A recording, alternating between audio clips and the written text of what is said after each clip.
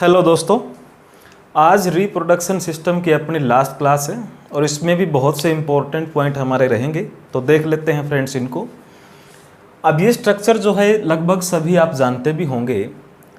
इनको हम गुणसूत्र बोलते हैं, जो एक्स और वाई हम बोलते हैं। जो यहाँ पर एक्स और वाई है इनको हम क्या बोलते हैं? गुणसूत्र। गुणसूत्र को क्रोमोसोम बोलते हैं फ्रेंड्स इंग्लिश में हम। और क्रोमोसोम या गुणसूत्र क्या होते हैं? ये हमारे जेनेटिक्स जो क्वालिटीज़ हैं उनको ट्रांसपोर्ट करते हैं अगली पीढ़ियों तक। जीन भी बोल देते हैं, इनके अंदर जीन इसके वाहक होते हैं, वो भी हम करेंगे। तो क्रोमोसोम, अब ये जो मेल और फीमेल के हमने यहाँ पर लिखे हैं, फीमेल में 23वां जोड़ा एक्स और एक्स का होता है, मेल में 23वां जोड़ा एक्स और वाई का होता है। 23वें जोड़े से ही लिंग का निर्धारण होता है फ्रेंड्स। यानी जब ये 23वां जोड़ा इन दोनों का मिलेगा या इन दोनों का मिलेगा तो इन्हीं से क्या होगा? सेक्स डिसाइड होगा कि जो बच्चा है, भ्रूण है, वो लड़का बनेगा या लड़की बनेगी। 23वें जोड़े पे डिपेंड करता है। तो इनको हम बोलते हैं क्रोमोसोम। अब देखिए फ्रेंड्स, इन गुणसूत्रों की संख्या फीमेल में कितनी है? 46। और मेल में कितनी है? 46। तो टोटल कितनी हुई है? 92।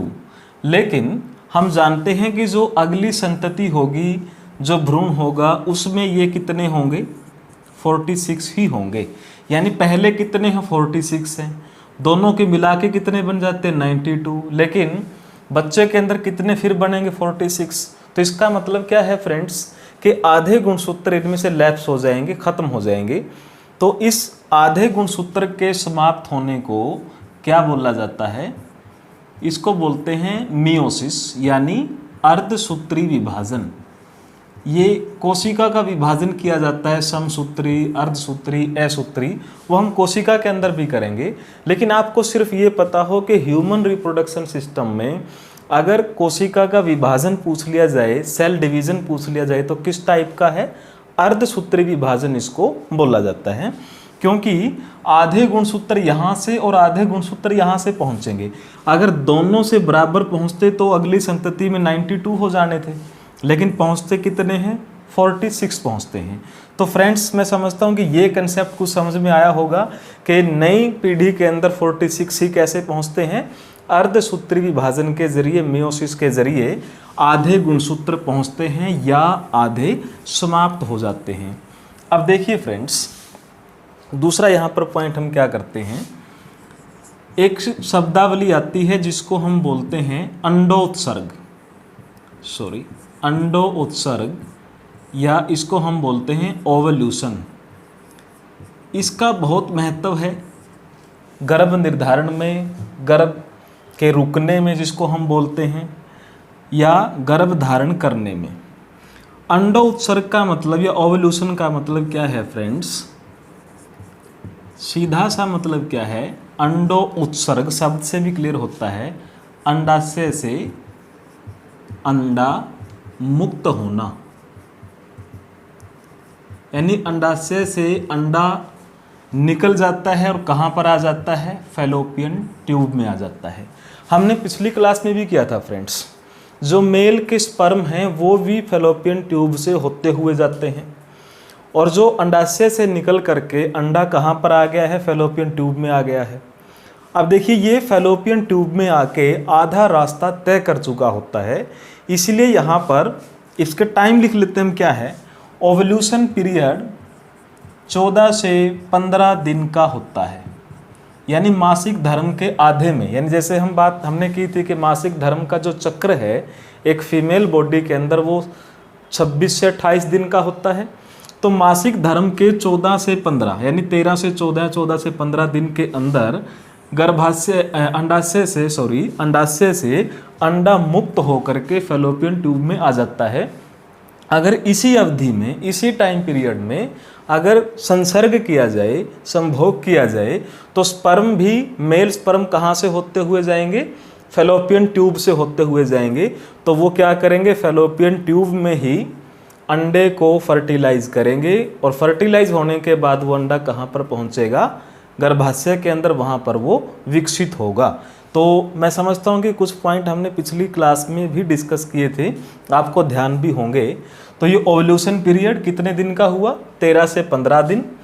फैलोपियन ट्यूब और अंडाशय से अंडे का मुक्त होना अंडोत्सर्ग कहलाता है। अब देखिए फ्रेंड्स, गर्भधारण होने के बाद अगर हम ह्यूमंस में गर्भकाल की बात करें तो 270 से 280 दिन का गर्भकाल होता है।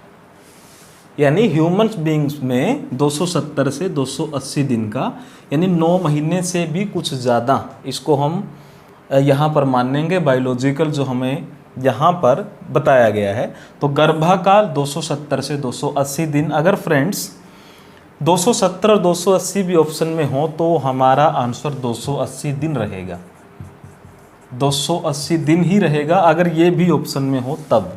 और बाकी तो 260, 250, 290 वो तो आएंगे नहीं इसमें। तो गर्भकाल है 280 दिन का। अब देखिए फ्रेंड्स, हम कुछ हाईलाइट यहाँ पर कर लेते हैं कि जो भ्रूण है, भ्रूण का विकास किस महीने में क्या क्या अंग बन जाते हैं, थोड़ी सी हाईलाइट हम यहाँ पर कर लेते हैं।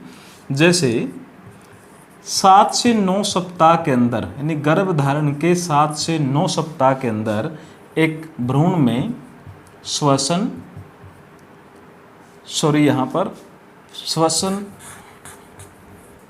7 से 9 सप्ताह में हाथ, पैर और श्वसन तंत्र यहाँ पर निर्मित हो जाता है। श्वसन इसमें आता है, लेकिन हाथ पैर हम यहाँ पर लिखेंगे क्योंकि पूछा जाता है कि हाथ पैरों का निर्माण कब शुरू हो जाता है। तो 7 से 9 सप्ताह के अंदर ये हाथ पैर बनने शुरू हो जाते हैं। अब देखिए फ्रेंड्स, तीसरे महीने में, यानी जो गर्भ धारण करने के बाद तीसरा महीना होता है, उसमें क्या क्या चीज़ें निर्मित हो जाती है। अब यहाँ पर निर्मित हो जाते हैं कंकाल तंत्र, यानी हड्डियाँ बनना शुरू हो जाती हैं, बहुत इंपॉर्टेंट है। फिर फ्रेंड्स उसके बाद 4 महीने में क्या होता है, यानी चौथे महीने में क्या है, सिर बनना शुरू हो जाता है। उसके बाद 5वें महीने में, ये आप अंडरस्टूड है कि हम महीने की बात यहाँ पर कर रहे हैं, 5वें महीने के अंदर आहार नाल, उसके बाद पाचन तंत्र आहार नाल में ही आ जाते हैं, लिखने की आवश्यकता नहीं है। लेकिन इंपॉर्टेंट पॉइंट क्या है, अस्थि मज्जा, बोन मैरो जिसको हम बोलते हैं, जहां पर हमारा ब्लड बनता है, वो 5वें महीने के अंदर। 6ठे महीने में क्या होता है, जो भ्रूण है वो एक छोटा शिशु का पूरा रूप धारण कर लेता है। यानी आप कह सकते हैं कि शिशु के सारे अंग तो बन चुके हैं, एक छोटे बच्चे का रूप वो कब ले चुका है पूरा कंप्लीट, वो है 6 महीने के अंदर। फिर 7वें महीने के अंदर क्या होता है फ्रेंड्स, सारे अंग काम करने लगते हैं, यानी सारे बॉडी पार्ट्स क्या एक्टिव हो जाते हैं, कार्य करते हैं।